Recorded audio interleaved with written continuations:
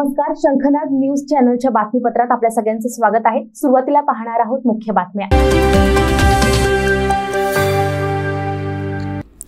बदलापूरमधील मुलींवर झालेल्या अतिप्रसंग प्रकरणातील आरोपी दुष्ट बुद्धीचा बलात्कारी होता। त्याने पोलिसांवर हल्ला केल्यावर त्याच्यावर सहानुभूती दाखवण्याचा प्रयत्न विरोधक करत आहेत। प्रत्यक्ष उपस्थित नसताना सहानुभूती व्यक्त करतात, हे आश्चर्यकारक आहे।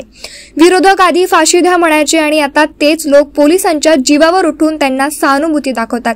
याचाच अर्थ पोलिसांवर विश्वास ठेवायचा की नाही। पोलीस राजकीय पक्षाचे कार्यकर्ते नाही आणि मतांसाठी विरोधक काय करतील याचा भरोसा नाही, अशी प्रतिक्रिया वनमंत्री सुधीर मुनगंटीवार यांनी व्यक्त केली। राजकारण करून एक दृष्टबुद्धीचा बलात्कारी होता आणि त्यांनी पोलिसांवर हमला करण्याचा प्रयत्न केल्यानंतर त्याच्याबद्दल सहानुभूती दाखवण्याचा प्रयत्न करणं, ज्या पोलिसांनी आपलं संरक्षण करण्यासाठी जे मेहनत करतात, कष्ट करतात, त्यांना आपण अशा पद्धतीने कठड्यामध्ये उभं करणं, आपण प्रत्यक्षदर्शी नसताना आपल्या कल्पनेचा विकास करत एका बलात्कारी व्यक्तीच्या संदर्भामध्ये सहानुभूती व्यक्त करणं हे खरंच आश्चर्यजनक आहे। हजारो लोक या बलात्कारी व्यक्तीच्या संदर्भामध्ये एकत्रित येऊन या बलात्काराला फाशी द्या, जागेवर फाशी द्या असं म्हणत होते। तोच बलात्कारी पोलिसांच्या जीवावर उठला आणि आता मात्र राजकारण करायचं, राजकारणासाठी राजकारण होता कामा नये। यामध्ये आपण स्वतः या व्यक्तीला फासावर लटकवावं, महाविकास आघाडीचे लोक सांगत होते फासावर अटकवलं पाहिजे, न्यायदानाच्या प्रक्रियेला उशीर होतो। आता तेच लोक पोलिसांच्या जीवावर एखादा आरोपी गुन्हेगार पोलिसांच्या जीवावर उठला, त्याच्याबद्दल सहानुभूती दाखवत आहे। मला तर कधी कधी या राजकीय नेत्यांच्या वागण्याचं एक आश्चर्यच वाटतं। पोलिसांवरही विश्वास ठेवायचा नाही का?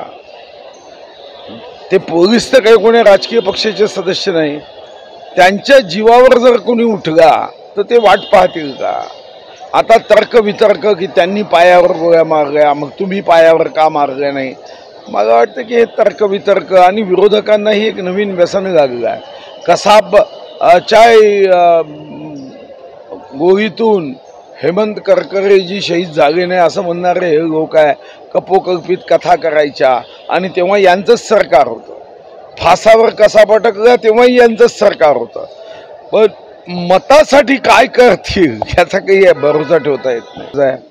अमित भाई निवडणुकीच्या संदर्भात अमित भाई अतिशय सूक्ष्म निरीक्षण करून त्या निवडणुकीला सकारात्मक महामार्गावर नेणारं नेतृत्व आहे।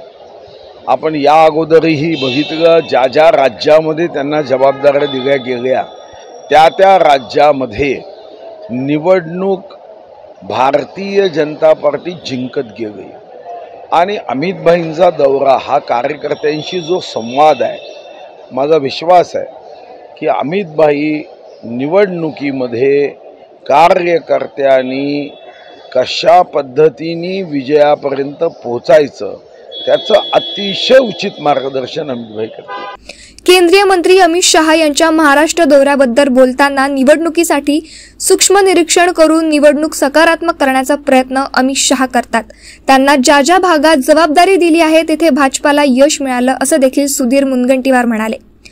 कॅमेरामॅन सचिन सह सनी भोंगाडे, शंखनाद न्यूज, नागपूर।